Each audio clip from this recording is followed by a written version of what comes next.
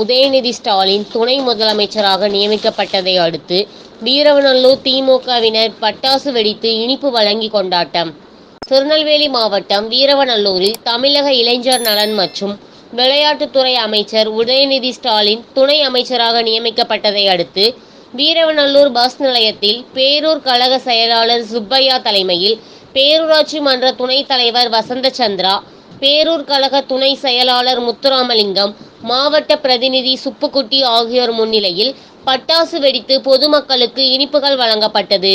இந்நிகழ்ச்சியில் ஒன்றிய பிரதிநிதி ஜான் மத்தியாஸ், முத்தையா, மாவட்ட விவசாய அணி துணை அமைப்பாளர் சுபாஷ், வர்த்தக அணி அமைப்பாளர் கிருஷ்ணன், நெசவாளர் அணி பாலகிருஷ்ணன் மற்றும் அனைத்து வார்டு செயலாளர்கள், பேரூராட்சி உறுப்பினர்கள், கழக முன்னோடிகள், தொண்டர்கள் அனைவரும் கலந்து கொண்டனர்.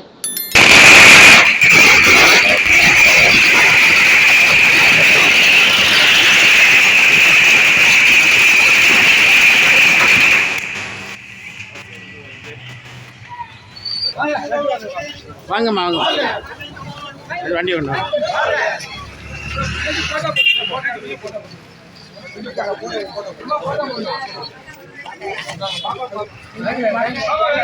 முன்னாடி இப்போ கொடுங்க, எப்போ கொடுங்க, கொடுங்க, ஏத்தால கொடுங்க, ஏத்தால கொடுங்க.